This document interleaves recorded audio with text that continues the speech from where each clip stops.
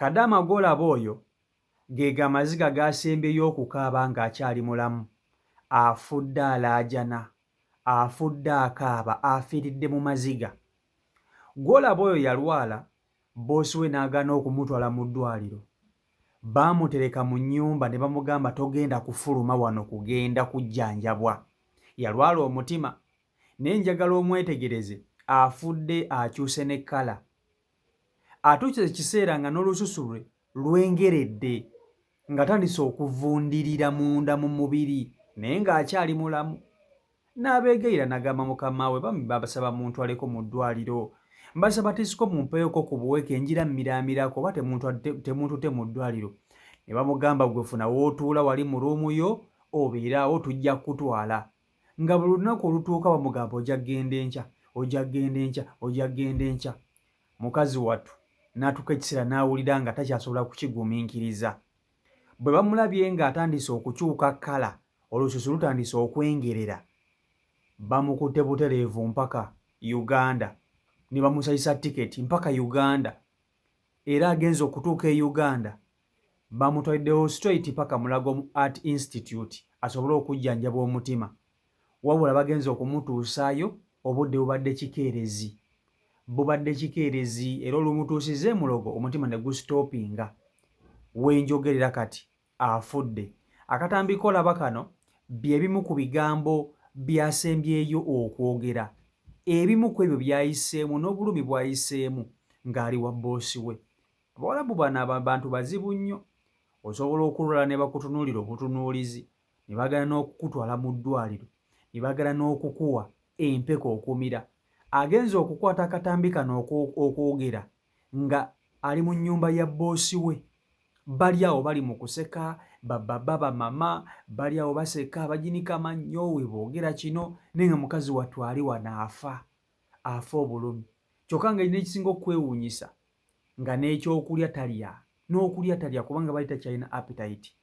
Asesema naye nga n'ebyasesema tebivaayo kubanga olubuto lubadde lukalu. Eno we bamugamba nti jangu okole emirimu, olina otufumbira, olina okulongoosa ennyumba, naye nga mulwadde. Nga mulwadde. Bamwita Namitala Shamimu, oyo Kadama gw'olabaawo. Omuwalabu sikulimba omuwalabu muntu muzibu nnyo. Era okufuna omuwalabu omuntu ng'osobola okulwala n'akutwalako mu ddwaliro, aba balina mwesuneko. Kankutuuseko ebigambo bya Kadama ono ebisembyeyo byasembyeyo okwogera mu bulumi obw'ekitalo bwafiiriddemu. Vidiyo nkusaba ogimpereka like. Vidiyo yiyo. Mwana guzayi bano abantu banterese buteresi na wano waliwo omusawaze n'agamba mumuleka awo kati ffe tumukolereki. Emulumba ne mugamba magezi kyagaliwo, agambe genda weebake. Namuga akale nyamba ompeyo kakerenda akaziyizo sesema akaleeta n'apatayiti tanyeze akameo nangamba gweebake. Kyokka nsesema okufa obufi nebyensesema sibiraba. Olubuto lukalu amanyi osesema n'olanga olubuto lukuluma bulumi. Olususu luvaako n'evvu. Olususu luvaako evvu. Mbikoye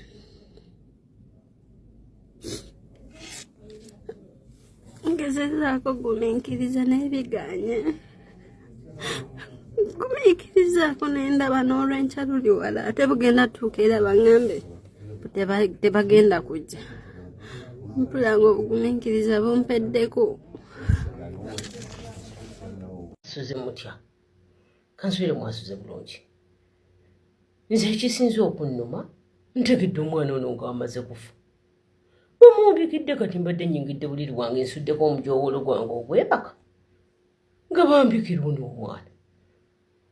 Bulijjo vidiyo ze ng'akyanoonya obuyambi nga mwali temuzituweereza. Anyway si kyekindeese, ekindeese Kadama nabagamba toyinza kulwala n'otuuka kufaanana bw'oti ng'okyalinda muwalabu. Omuwalabu si mwana wa nnyoko, si nnyoko. Nkiddemu amagezi gajje. Bw'owuliranga ng'omugambye ntwala mu ddwaliro obulamu bubwo bano abantu tebatwagalangako. Nkiddamu n'oyo mukama wo gw'olaba atijjanga akwagala, bw'olifuna obuzibu bw'olimanya nti takwagalangako. Bw'owuliranga omugambye ntwala mu ddwaliro agaanye, okubidde ofiisi egaanye, n'ezo ofiisi tezitwagala, gwe kasita ogenda ebyayo biba biwedde, oba osigadde ku lwona Katonda wo. Tujja ne tubibagamba because tubimanyi. Okitegedde? Ffe tulina obbagamba abakaddiridde mu bano abantu. Bw'olaba mukama wo akutulugunya kisusse, ofiisi tefuddeyo, fuluma odduke. Mukwano dduka, genda ku poliisi. Okiwulidde? Weetwale ku poliisi oba ku deportationi. Noonya awali poliisi mukyala. Bw'oba oli mulwadde, poliisi ejja kutwala bakujjanjabe, emale kutikka ekuzze ewammwe, eyite mukamaawo. Naye bino ebintu ebyokulwala ne mukomayo bwe muti ne mufa. Nedda mukwano. Mbagambye mutoloke, nze sisemba mwana atoloka, naye waliwo ekisaanira okutoloka.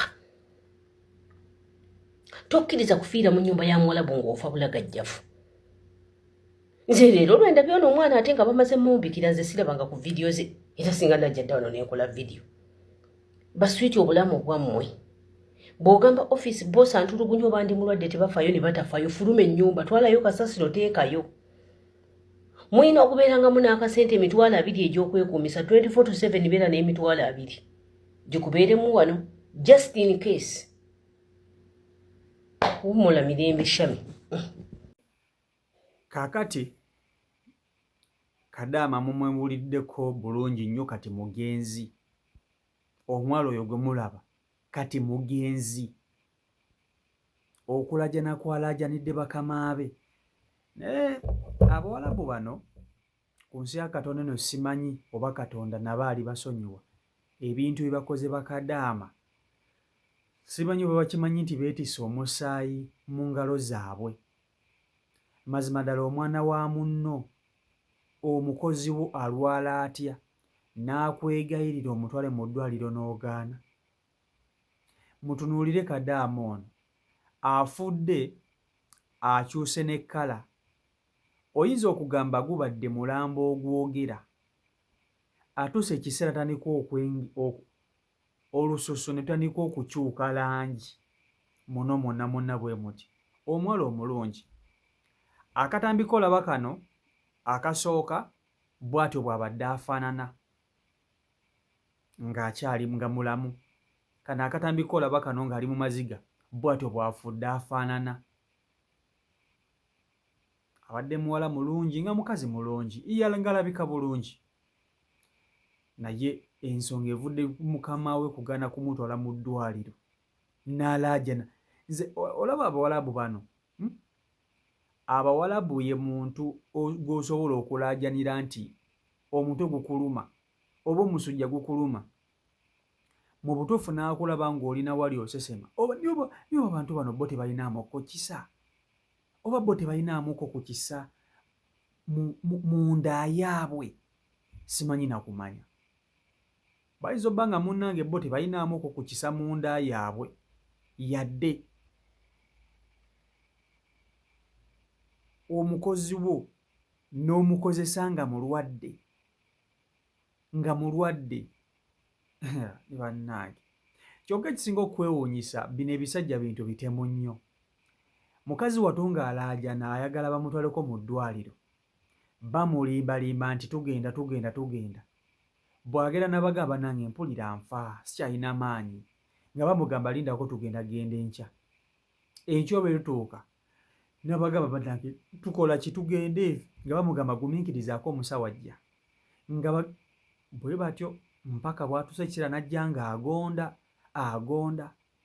Bw'asesema, bw'akola biki, talya bulungi, alina okukola emirimu. Omanyi ekigeza okukola emirimu gy'Omuwalabu naye ng'oli mulwadde? Kati ono Kadaama bw'atyo bw'abadde akola. Bwe balabye agonze, atandise okwengerera n'okukyukirira kkala, ne bagamba ono tetugenda kusobola kubeera naye, ayinza okufiira mu nnyumba yaffe. Bakutte ne bamusayisa tiketi straight mpaka Uganda. Kye bandibadde bakola mu kusooka, singa bwe yabagambira nti mulwadde mu kusooka, bandibadde kale bagana omutwala mu ddwaliro ne bamukomyawo Uganda. Kale ate bamusayisizza tiketi straight mpaka Uganda ng'obulwadde bumaze okumugonza. Agenza okutuuka e Uganda, ennyonyi ekubye, famire ye batuuse bamutwala mu Mulago mu Art Institute gye bajjanjabira emitima. Wabula bw'atuuse eyo omutima gwe ne gusirika, omutima ne gusirika ne gusitoopinga, naba nga takyasobola kussa, era wano waafiiridde mu bulumi obw'ekitalo. Kibi nnyo, kibi ddala, era kitalo nnyo, kitalo ddala. Tusaasira omwoyo gw'omugenzi, Omukama Katonda agulamuze kisa, ne famire y'omugenzi, Omukama Katonda abagumye. Kitalo nnyo, kitalo ddala.